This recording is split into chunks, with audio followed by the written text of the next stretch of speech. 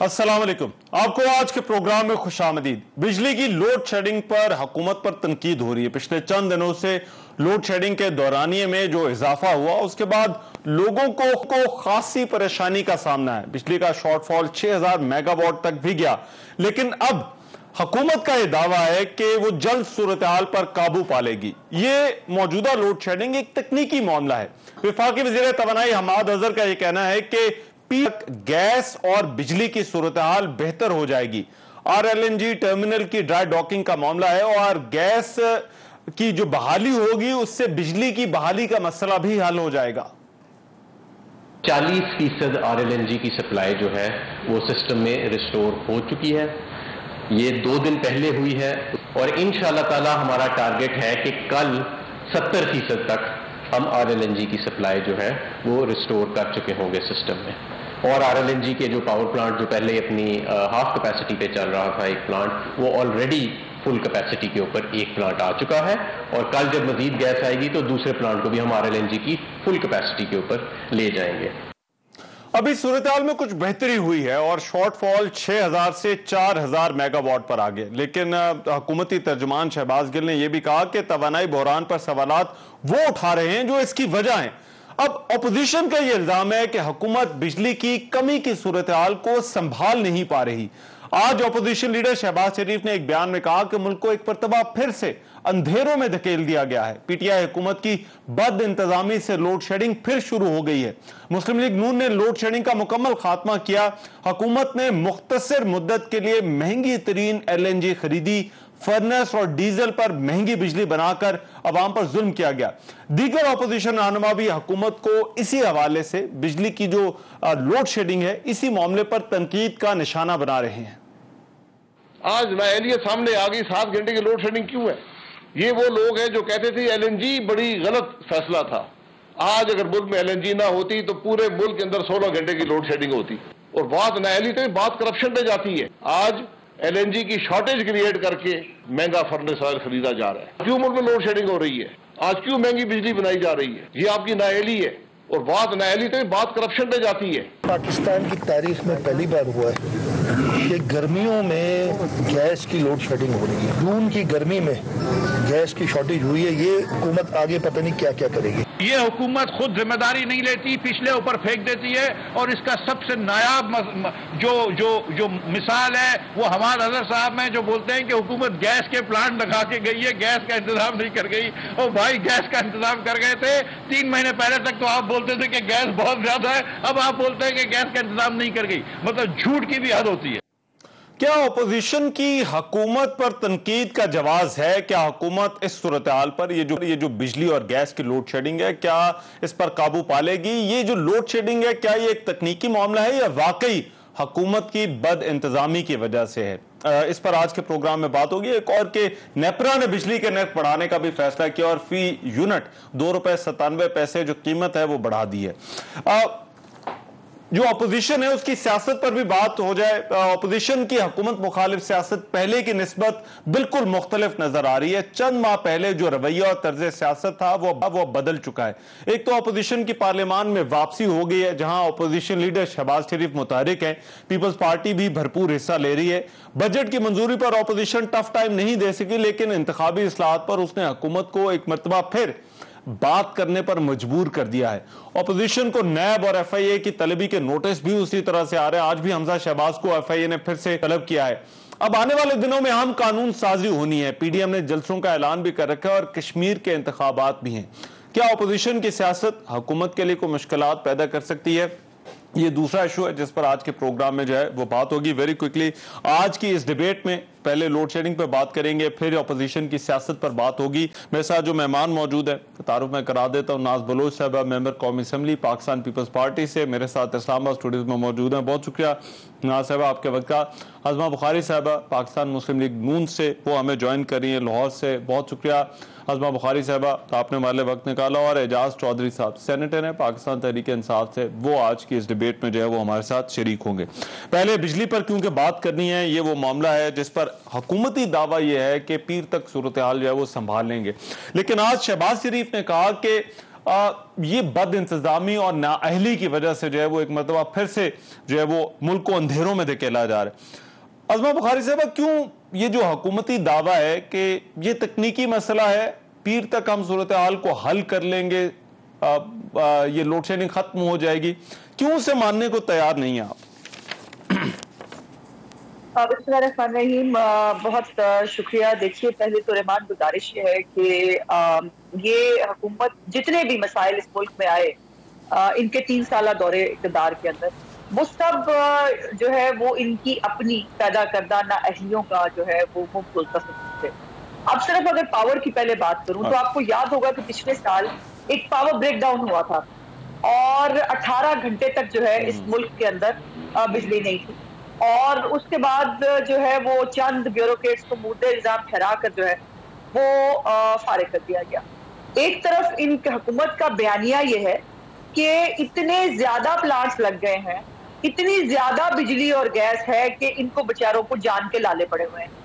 दूसरी तरफ हकीकत ये है कि जो प्लांट्स इनको लगा के दिए गए, जो प्लांट्स इनको हम एक पूरा मैकेनिज्म तैयार करके दे के गए, और जो अपनी आने वाली जो सालों की जो तैयारी करके हम गए, ये इस काबिल नहीं है कि उस तैयारी को भी मीट कर सकते। अब ये वाला पावर क्राइसिस है, मुझे ये बताइए, ये भी पाकिस्तान की तारीख में पहली दफा हुआ है कि गैस की शॉर्टेज हो जाए जून के अंदर। पहले सर्दियों में तो सुना था हमने, सर्दियों में तो इनको हर साल भुगत के रहे हैं तमाम तर वो गैस की, आपको पता ना, बहुत सारी गैस होने के बावजूद पिछले साल भी हमने सर्दियां जो है बगैर गैस के गुजारी है, और अब ये है कि जून के अंदर भी गैस नहीं है, और वो गैस है जो जाहिर है वो जी अब डाई डॉक हो रहा है, हमारी फलाना काम हो रहा है, पावर प्लांट हो रहे हैं, ये हो रहा है। मुझे ये बताइए कि क्या ये पहली दफा हो रहा है? क्या नहीं मालूम है कि आपने पावर प्लांट्स को जो है वो डाई डॉकिंग के लिए कब जाने देना होता है? क्या आपको नहीं मालूम है कि आपके ये जो मेंटेनेंस का काम है, इसका ये कौन सा फेज, कौन सा मौसम, कौन सा जगह जो है और मुकाम होता है जिसके ऊपर आपने इस वक्त के मुताबिक उसको जो है वो उसको देखना होता है। मेंटेनेंस इन्होंने तरबेला की भी नहीं की। मेंटेनेंस इन्होंने जो अभी बिजली का प्रॉब्लम हुआ जिसके ऊपर वो कहते हैं देखिए अच्छी चीजें हो जाए ना, वो सब इमरान खान की वजह से होती हैं, और अगर कुछ जो है वो गलत हो जाए फिर वो एंग्रो भी गलत है, आपको लगता है गलत है, मसला मैनेजमेंट का है, गलत हो जाता है, यकीनन मैनेजमेंट का, और कोई इसकी दूसरी राय नहीं है। अगर ये डाई डॉकिंग टाइम पे होती, अगर इसको स्केड्यूल के मुताबिक जो कहा जा रहा है कि ईद की छुट्टियों में कर लिया गया होता तो ये सब नहीं होता, और इनको होश ही नहीं है, इनको मालूम ही नहीं है। एक वो म्यूजिकल चेयर लगी हुई है वजीरों की, एक उतरता है, दूसरा आ जाता है, दूसरा उतरता है, तीसरा आ जाता है, पता ही नहीं है। 5 आपने जब पावर के जो है सेक्रेटरी बदल लिए हैं, जब आपने 3 वजीर बदल लिए हैं, तो भाई यही होगा ना फिर जो हो रहा है। ठीक है, नाज बलोच साहब, आप भी एग्री करती हैं कि ये मिसमैनेजमेंट है जो कुछ हो रहा है? एब्सोल्युटली, ये मिसमैनेजमेंट है और ये एक पुअर गवर्नेंस की बहुत बड़ी बदतरीन मिसाल है। आपको पता है कि 16-16 घंटे की इस वक्त लोड शेडिंग हो रही है, बावजूद इसके कि ऑलरेडी गर्मी जो है वो इतनी ज़्यादा है कि लोगों का गुजारा मुश्किल होता है इस गर्मी में, उस पर भी आवाम को सहूलत देने के बजाय इतनी तवील लोड शेडिंग करना, यहाँ तक कि अब तो KPK से सवाबी जो कि सबसे ज़्यादा पावर जनरेशन में आगे है, वहाँ पर 17 घंटे की लोड शेडिंग बताई जा रही है। फिर इनके आप अगर आमाल देखें जो ये काम कर रहे हैं वो उस पे आप गौर करें तो हालात ये हैं कि जी आपको जब LNG के सस्ते मुआहदे मिल रहे थे कतर से, तो आपने डेढ़ होशियार होकर आपने ये बातें मीडिया के सामने उछालना, अपने मुआहदे को आपने ब्रीच किया, और उसमें ये हुआ कि आपने ऑफेंड किया कतर को, और उसके बाद आपको आज महंगे मुआहदे के तहत आपको लेनी पड़ेगी LNG। लेकिन ये तो दावा था कि हमने शायद गालिबन, correct me if I am wrong, हमने शायद उससे सस्ती ली है, ये हुकूमत की तरफ से ये कहा गया था। देखिए पहले $6 पहले मुआहदे थे $12 ज्यादा बेहतर मुआहदे। नहीं, बात यह है कि गलत बात यही है ना कि हुकूमत एक तो नाकाम अपनी गवर्नेंस के बाद फिर जिस किस्म के गलत फॉल्स स्टेटमेंट्स देकर जो बात करती है, तो झूठ बोल के तो आप अगर इतने अच्छे हालात थे, अगर तो इन्होंने बड़े अच्छे मुआहदे किए होते तो आज भी दो चीजें देखिए, एक तो गवर्नमेंट ये कहती है कि ये टेक्निकल इशू है, दूसरा वो कह रहे हैं कि मंडे तक हम सूरत-ए-हाल को बेहतर कर लेंगे, और शॉर्टफॉल वैसे कम हुआ भी है 6,000 से 4,000 पर। पहली बात तो ये है कि अगर इनके पास कैपेसिटी है तो फिर 17-17 घंटे की लोड शेडिंग क्यों, सस्ते मुआहदे किए तो 18-18 घंटे की लोड शेडिंग क्यों, और दूसरी बात जो ट्रांसमिशन लाइंस की है उसके ऊपर इन्होंने क्या काम किया? अगर ट्रांसमिशन लाइंस पे काम किया होता, 2.5 साल अगर इंतकाम के बजाय इन्होंने काम किया होता, तो फिर आज बिजली होती है आवाम के पास।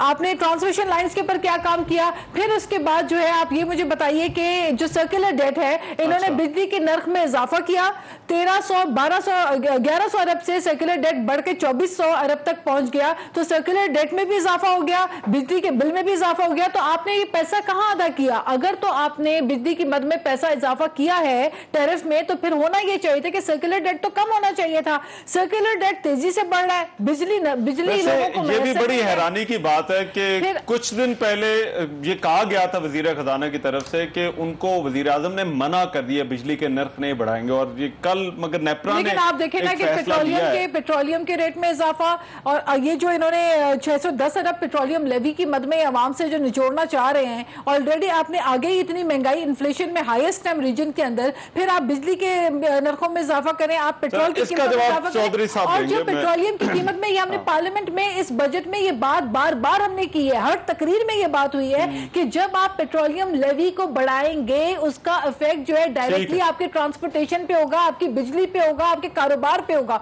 लेकिन ये हुकूमत टस से मस नहीं होती, ये तो ना किसी की सुनना चाह रही है, ना ये किसी की बात को मानना चाह रही है। तो फिर हालात आपके सामने 18 घंटे की चौधरी साहब, एजाज चौधरी साहब जी को समझाएं, ये जो अपोजिशन एतराज कर रही है कि ये तकनीकी मसला नहीं, ये आप लोगों की मिस मैनेजमेंट है जिसकी वजह से ये अभी लोड शेडिंग हो रही है। जो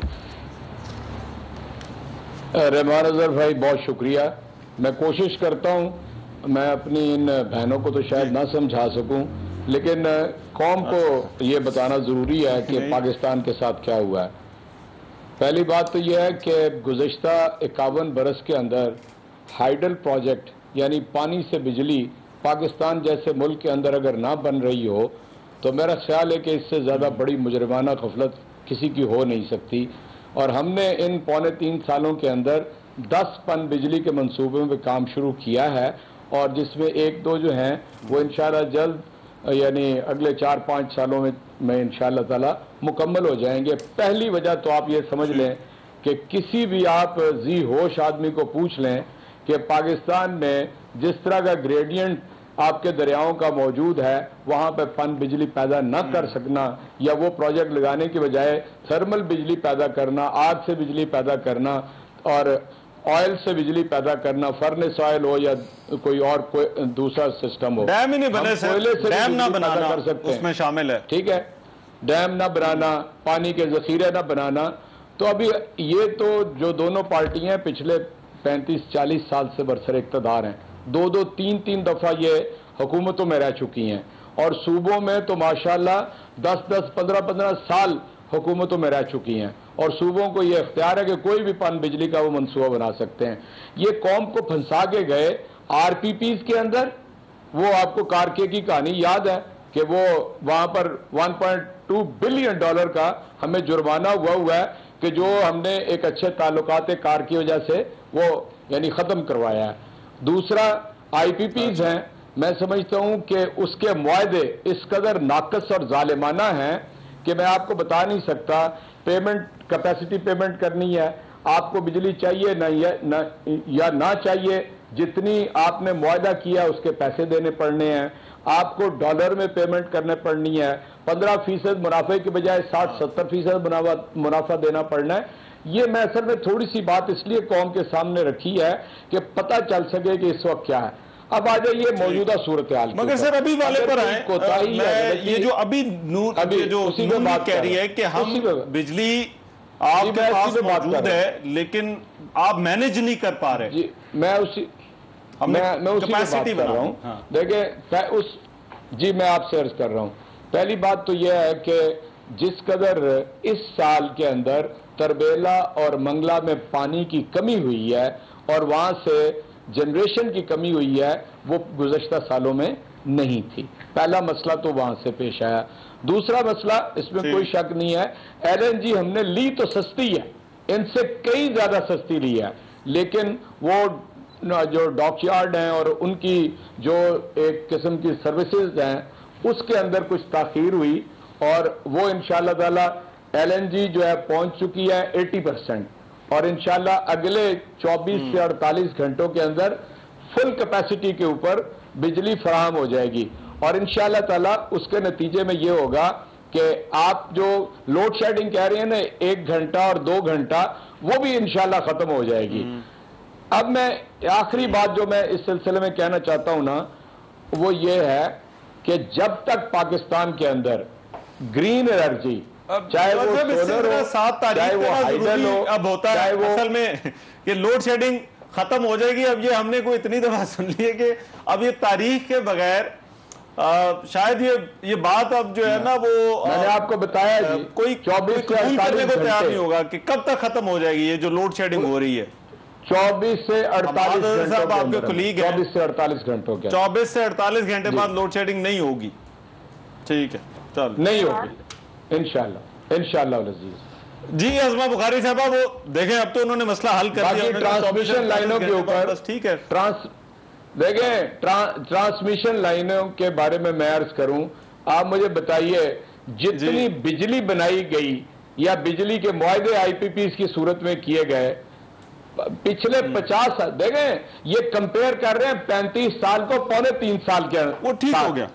कितनी इन्होंने ट्रांसमिशन लाइनें तब्दील की, कितनी सर्विसमैन इन्होंने तब्दील की, उसी हिसाब से हमारा जितना मुझे आपका पॉइंट समझ आ गया। हमने मैं वो जो बिजली बनाने वाली बात ही, लेकिन कोशिश पूरी की। ये मैं पूछता हूं, मैं ये ट्रांसमिशन लाइन वाला पॉइंट कि उसमें कितनी इन्वेस्टमेंट हुई, बट अज़मा बुखारी साहब 24 से 48 घंटे में मसला हल हो रहा है।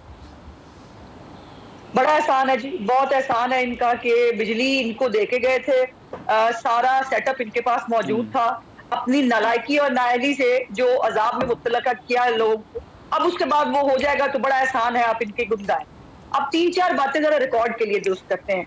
पहली तो बात यह है कि 8 साल से इस वक्त KPK के अंदर इमरान खान साहब की हुकूमत है। आपको याद होना चाहिए कि इमरान खान साहब ने 350 डैम KPK में बनाने की बात की थी। पहला तो सवाल यह है कि वो 350 डैम कहाँ हैं जो इमरान खान साहब ने KP में बनाने थे। आपको याद है वो चढ़ चढ़ के तस्वीरें बना के लगाया करते थे, वो एक ट्यूबवेल के पास भी खड़े होके यहाँ पर ऐसे हो जाएगा, ये डैम बन जाएगा तो फिर बिजली मिल जाएगी।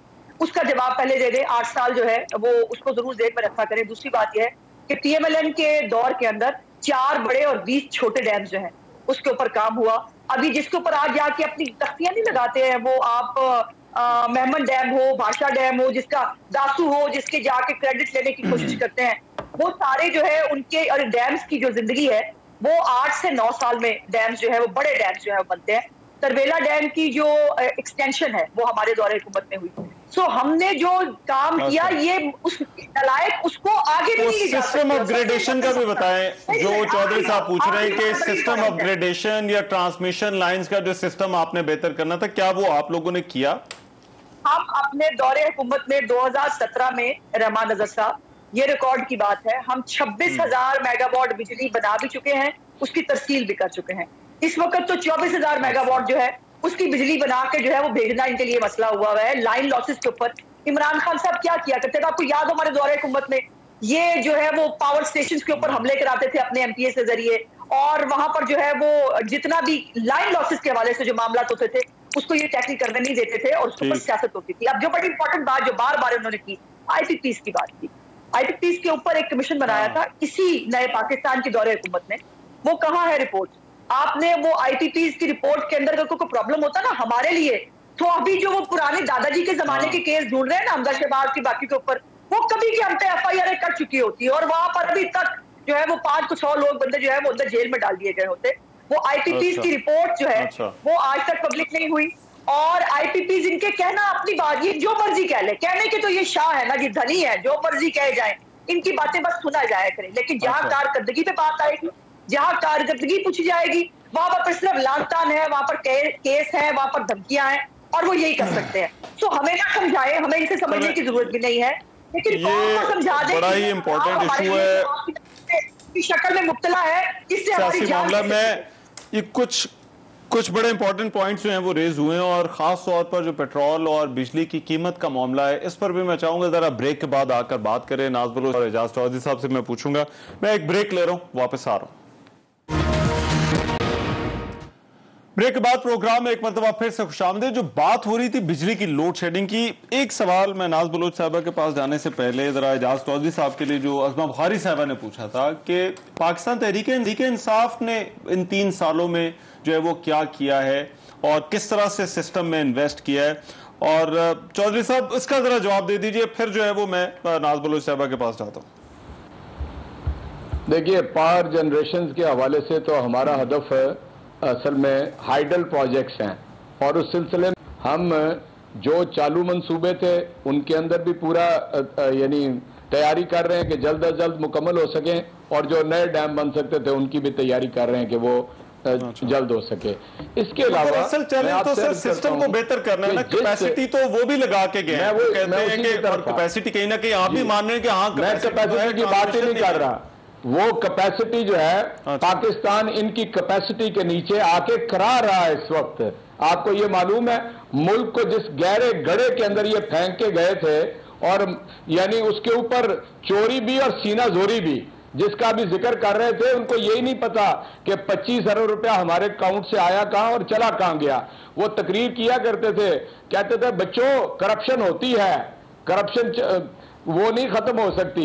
यानी आप अंदाजा करें, और अभी तक 308 अरब रुपया जरदारी साहब नैब को वापस कर चुके हैं, और मैं याद दिला दूं 8-8.5 करोड़ रुपया यानी हमजा भी वापस कर चुके हैं नैब को।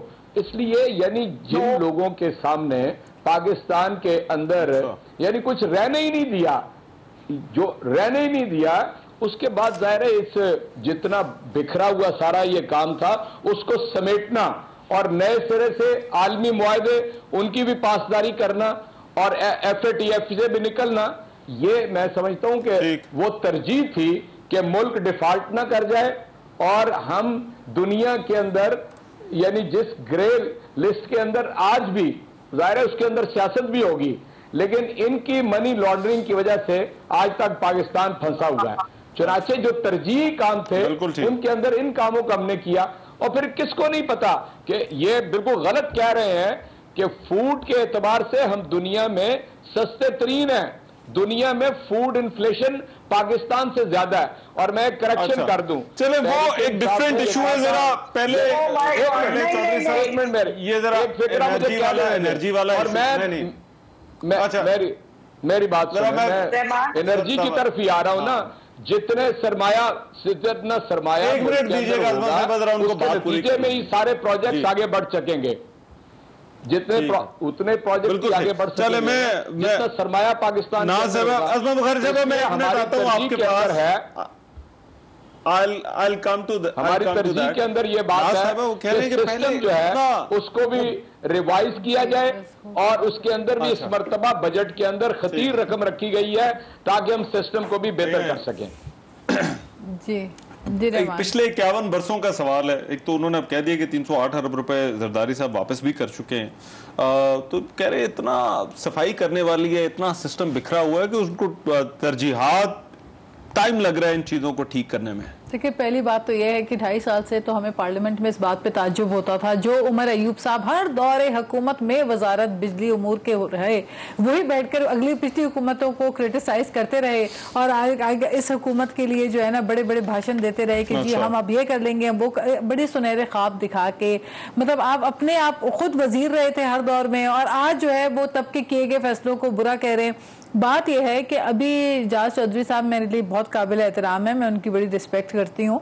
बात यह है कि इन्होंने बात कही कि जी बिजली तो मुल्क में जो है बड़ी, इन्होंने मुल्क को गड्ढे में डाल दिया, जो पिछली हुकूमतें थी इन्होंने खड्डे में डाल दिया, गड्ढे में डाल दिया। तो जनाब बिजली 6 रुपए फी यूनिट थी, जब 5 रुपए फी यूनिट थी, जब चले 12 रुपए भी फी यूनिट थी, तब तो मुल्क आप कह रहे हैं कि गड्ढे में डाल दिया था उठा के हमने, और आज जब बिजली 30-30 रुपए फी यूनिट हो गई, 35-35 रुपए पर यूनिट तक पहुंच गई, तो अवाम की कमर आपने तोड़ दी, बिजली के बिल अवाम नहीं दे पा रही है, अंधेरों के अंदर पूरा मुल्क 18-18 घंटे की लोड शेडिंग में डूब चुका हुआ है, तो अब किसने गड्ढे में धकेला है? ये 2.5 साल से अच्छी बातें सुन के अवाम का पेट नहीं भरने वाला। 2.5 साल से अच्छी अच्छी बातें सुनकर, सिर्फ अच्छी अच्छी तकरीरों से, अच्छी अच्छी बातें और सुहाने ख्वाबों से अवाम की बिजली नहीं आएगी, ना आपके सुहाने ख्वाबों से अवाम की कुव्वत खरीद जो है बढ़ेगी।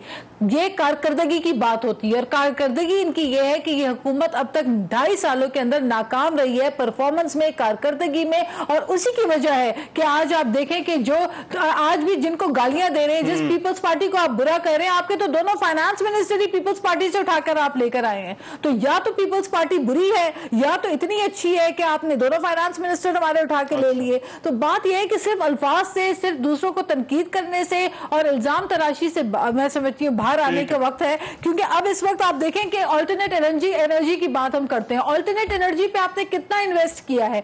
आज सिंध में विंड मिल से जो प्रोडक्शन हो रही है, जो विंड कॉरिडोर्स हमने ठट्टा को बना के रखा हुआ है, जो जिम्पेर में विंड एनर्जी के थ्रू, और फिर कोल एनर्जी जो थर कोल प्रोजेक्ट है, वहां से हम जो है ऑल्टरनेट एनर्जी के ऊपर हमने काम किया और हम करके दिखा रहे हैं काम। तो ओवरऑल मैं समझती हूँ कि बजाय इसके कि आप कंस्ट्रक्टिव बात करें, आप कोई अपनी कारकर्दगी में बात करें, और बजाय इसके कि आप ऑल्टरनेट एनर्जी के ऊपर बात करें, क्योंकि इंटरनेशनल रिपोर्ट्स आ रही हैं कि ऑल्टरनेट एनर्जी में पाकिस्तान अगर इन्वेस्ट करे तो हम आगे बढ़ सकते हैं। तो बजाय इसके कि आप पिछलों को गालियां दें और उसी और जिनको आप गालियां दे रहे हैं फिर या तो आप खत्म कर देते हैं, आर्गुमेंट ये कि पहले इस पर काम ही नहीं हुआ। मैं एक मिनट जरा मुझे दें के ऊपर आते। फिर मैं बार बार एक बात कह रही हूं कि 1200 अरब 1300 अरब से सर्कुलर डेट बढ़ के 2300 अरब कैसे हो गया? आपने तो आवाम से नोच नोच के बिजली के मद में महंगी बिजली आपने आवाम को फरोख्त की है, आपने महंगे महंगे बिल आवाम को भेजे। अज़मा बुखारी साहब कहां गया वो आप बात करना चाह रही थी, पैसा कहां गया? आपने तो मकरूज कर दिया। जरा सुन लें जरा जी अज़मा बुखारी साहब, मुझे जरा मेरे ख्याल है आर्गुमेंट हुकूमत का जो मौक़िफ़ है वो मैं चौधरी साहब एक मिनट दूंगा। मैं सर्कुलर डेट की जी जी जी को तो बारी नहीं मिलेगी ना, बारी बारी होगा। हम भी यहाँ बात करने के लिए आए हैं ना, तो बारी बारी अपनी बारी पे बात होगी। पहले तो मेरी गुजारिश ये है कि आप अंदाजा लगा लीजिए कि जिस हुकूमत को जिनका ये आलम है कि वो झूठ इतनी बेदर्दी से बोलेंगे कि बिल्कुल कोई खौफे खुदा नहीं होगा। उन्होंने कह दिया है कि सबसे ज्यादा कम महंगाई है पाकिस्तान में, और IMF की और वर्ल्ड बैंक की रिपोर्ट कहती है कि इस खित्ते में सबसे महंगा मुल्क इंडिया के जो है होने बांग्लादेश, श्रीलंका, इस पूरे खित्ते में सबसे महंगा मुल्क महंगाई के हवाले से पाकिस्तान है। उन्होंने बिल्कुल हकायक ही बदल के रख दिया। और दूसरी बात यह है कि ये अजीब बात है कि जब 5 रुपए 7 रुपए और 11 रुपए जो है वो जब होती थी बिजली का यूनिट, तब जो है कौम जो है वो गिर गई थी बहुत अंधेरे में। और अब जब 23 रुपए का और अब 3 रुपए दोबारा महंगे होने जा रही है, जब यूनिट होगा तो पाकिस्तान तरक्की की आला मंजिलें तय करेगा। अब पाकिस्तान अंधे कुएं में गिरा दिया है इनकी नाहली और नालायकी ने। और ऊपर से मजे की बात यह है कि वो पढ़ी पढ़ाई एक टेप रिकॉर्डर आप चला दें, और हमने वो चैलेंज किया कि हमजा साहब के नाम के ऊपर मीडिया ट्राई किया गया उनकी पिछली पेशी पे, और मजे अपनी जो है वो जानबूझकर फीड की गई खबरें और वो चली गई, और उसके बाद उसको वो सारे आज वो टेप रिकॉर्डर चला रहे हैं। इसीलिए हमने पिछली पेशी के ऊपर उनका रिटर्न जवाब जो है वो जमा करा के आए और कहा, वहां पर भी कहा कि मीडिया ट्राई करके आप कुछ भी हासिल नहीं करेंगे। और मैं चैलेंज कर रही हूँ याद चौधरी साहब को, मुझे 1 रुपया दिखा दे जो हमजा शहबाज शरीफ से इन्होंने रिकवर किया। ये बिल्कुल ब्लेटेंटली एक झूठ है। 8.5 करोड़ रुपया ये जो 8.5 करोड़ की जो उन्होंने बात की है, इनको जो है वो पास करना चाहिए। और ये जो है ना पता नहीं कौन सी अपनी रकम निकाल के, और ये भी कहा था कि बच्चों करप्शन होती है, करप्शन की खैर है, ये भी कहा था। ये भी कहा था उस हाजी सादिक और अमीन ने कि मुझे, मैं क्लिप दे देता हूँ, मैं क्लिप भेज देता हूँ भाई, मैं बक्से में आपको क्लिप भेज देता हूँ। उसके अकाउंटेंट का नाम है, वो फॉरेन फंडिंग अकाउंट जो है वो हम छुपा के बैठ गए हैं क्योंकि उसके अंदर बहुत सदाकत और अमानत छलक छलक के बाहर आ रही है। तो ये जो हमें ज़कात और खराब खाने वाले हैं ना, ये तो हमें बताएं मत कि करप्शन क्या होती है। इनसे करप्शन, ये गुरु हैं कि हुकूमत चौधरी साहब, एजाज चौधरी साहब, एक ब्रेक के बाद आपके पास आ जाता हूँ। मैं बक्से में ये दोनों चीजें, मैं बक्से में हमजा का आपको क्लिप भेज दूंगा जिसमें वो बच्चों को सिखा रहा है कि बच्चों करप्शन होती है। मैं अभी क्लिप आपको भेजता हूँ, आप चलाइएगा।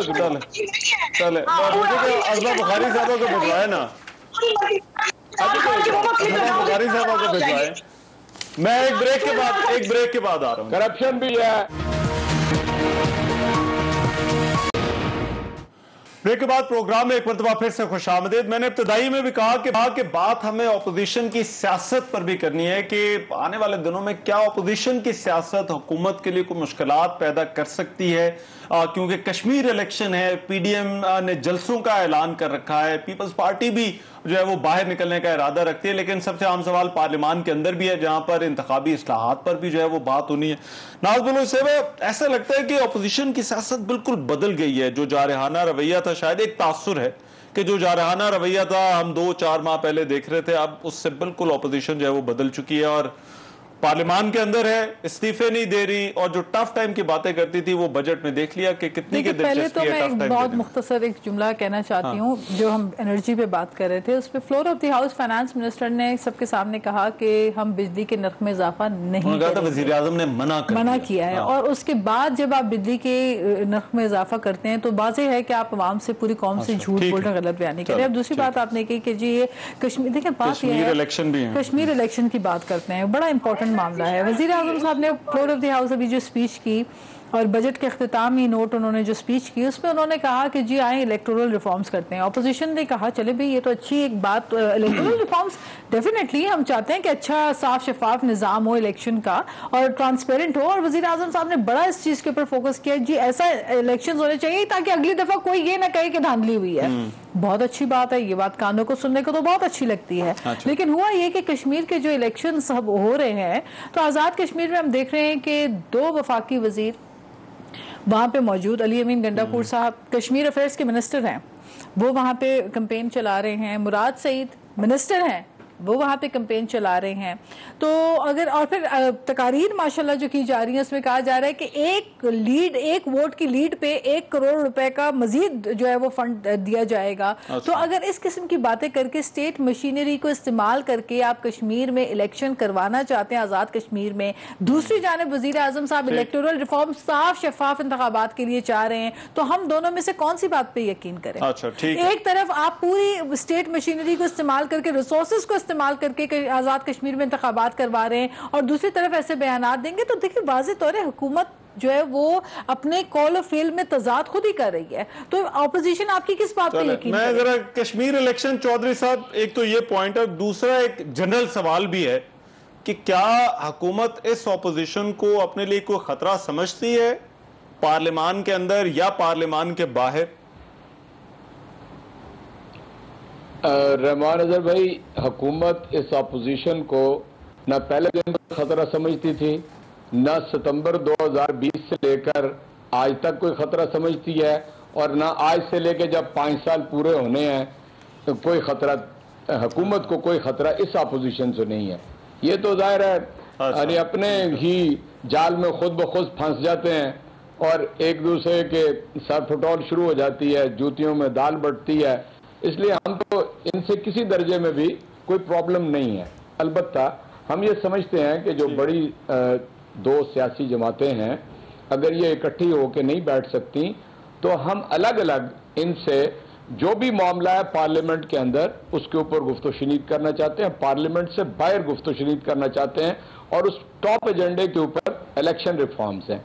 और प्राइम मिनिस्टर ने फ्लोर ऑफ द हाउस इंतखाबी इस्लाहात पर और कोई कश्मीर इलेक्शन पर ये जो बात कर रही है, ठीक है, ये नाज साहब जो कश्मीर इलेक्शन पर बात कर रहे हैं, मेरा ख्याल है जितना कश्मीर इलेक्शन के बारे में आपसे अर्ज कर रहा हूं, एक तो आपको मालूम है कि पाकिस्तान में तो यहाँ केयर टेकर होती है, वहां पर वो पुरानी गवर्नमेंट कंटिन्यू करती है, आपके इल्म में है।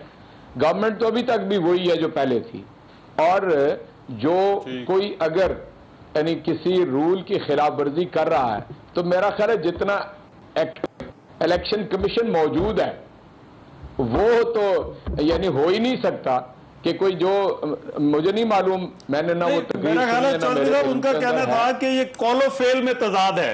आई थिंक मैं उनका ये कहना था, मतलब एक तरफ आप इलेक्टोरल रिफॉर्म साफ शफाफ इंतखाबात के लिए चाह रहे हैं, दूसरी तरफ आपके मिनिस्टर्स जाके पूरी कैंपेन चला रहे हैं। अगर ये किसी और सूबे में होता तो आप लोगों ने तो छोड़ना नहीं था।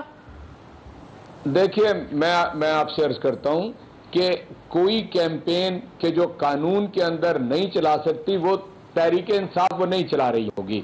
मैंने तो इसीलिए कहा मेरे इल्म में नहीं है, मैं आपको क्लियर बात कर रहा हूं। अलबत्ता देखें आपको मालूम है कि पाकिस्तान के अंदर, अभी तो कल साबिक वजीर आजम ने किसी टॉक शो में कहा है कि मैंने भी इलेक्शन चोरी किया है, हर इलेक्शन यहाँ पे चोरी होता है, हर इलेक्शन उनके ख्याल के मुताबिक गलत होता है, कोई यानी इसका मतलब ये है कि इलेक्शन रिफॉर्म्स की जरूरत तो है ना जी। आप मुझे बताएं, ये तो इस पे तो कोई दो आ रहा नहीं है। चौधरी साहब, ब्रेक के बाद इसी बात को कंटिन्यू कीजिएगा। की जरूरत है क्योंकि हुकूमत धांधली करती है। प्लीज मेरी गुजारिश है, बात पीटीआई ब्रेक के बाद प्रोग्राम में एक मरतबा फिर से खुशामदीद। अज़मा बुखारी साहब, आप लोगों को एफआई और नैब के नोटिस भी उसी तरह से आ रहे हैं, लेकिन शहबाज शरीफ पार्लियामान के अंदर किरदार अदा करना चाहते हैं, तो ऐसे में हुकूमत तो आपको कोई खतरा नहीं समझती क्या? ऑपोजिशन की जहां पर तनकीद है परफॉर्मेंस के हवाले से, तो फिर क्या यही ऑप्शन है कि आईनी और पार्लिमानी रोल ही जो है वो अदा किया जाएगा और पीडीएम के जलसे हों या कश्मीर इलेक्शन है वो साइड पर जो है वो होता रहेगा? देखिए रहमान, पहले तो ये बात मैं आज कंसीड करना चाहती हूँ कि वाकई हुकूमत को सियासी जमातों से, ऑपोजिशन से कोई खतरा नहीं, लेकिन उनको अवाम से बहुत बड़ा खतरा है। जो अवाम की हालत इन्होंने पिछले 3 साल में कर दी है ना, और अल्लाह की शान ये है कि बिल्ली को छिछड़ों के ख्वाब आ रहे हैं, अगले 5 साल के लिए चले हैं वो। ये जो इंतखाबी इस्लाह, जो आरटीएस बिठा के आए हैं, वो इंतखाबी इस्लाहात करेंगे। जिन्होंने बुलडोज करके जो है वो पहले मशीनें पहले बनवा ली, कानून पहले बन गया, उनको जो है वो अब उन्होंने जो है वो बैठकर जो है वो नेगोशिएशंस करनी है और बातचीत करनी है। और ये ड्रामा, ये तमाशा ये पहले भी कर चुके हैं। क्या जीबी के अंदर जो हुआ था, जीबी के अंदर अमीन गंडापुर को, इसी को, मुराद सईद को, जो ये जो बक रहे थे वहां पर, गंद बक रहे थे, उसके साथ साथ उनको इलेक्शन कमीशन ने कश्मीर से, बल्कि जीबी से बाहर जाने का हुक्म दिया, वो नहीं गए, वो डंके की चोट पर वहां रहे। और उसके बाद इलेक्शन के बाद वहां जराव घिराव कैसे हुआ, लोगों ने रिएक्ट कैसे किया, और जाहिर है एक रिएक्ट करने का भी एक हद होती है, वो करके थक गए, लेकिन वहां पर कोई नुमाइंदा हुकूमत तो नहीं बनी। यही हरकतें ये कश्मीर में करने की कोशिश कर रहे हैं। तो ये जो ये अपने लिए मैं समझती हूँ कि ये अपनी क्रेडिबिलिटी दिन ब दिन खुद खो रहे हैं। और इंतखाबी इस्लाहात, मेरे पास टाइम अब कम रह गया है, मैं फाइनल कमेंट्स जो है वो मैं लेना चाहता हूँ। हम तो इनके साथ इलेक्शन कमीशन को तो सुन ले, जो कंसर्न इदारा है, इसने ये कराना है। आप उनकी पावर भी जो है वो खुद ही हथियार लेना चाहते हैं, अपनी मर्जी की लिस्टें बनाएंगे। ठीक है नाज साहबा, ठीक है, तो आपको थ्रेट नहीं समझते। ठीक है, मैं अज़मा बुखारी साहबा, मेरे पास टाइम कम रह गया, मैं जरा फाइनल कमेंट से लूं ब्रीफली। वो आपको कोई थ्रेट नहीं है, चाहे कश्मीर इलेक्शन हो, चाहे कानून साजी हो, पार्लियामान के अंदर हो, बाहर हो। इनके जो एक खुद साख्ता स्पोक्स पर्सन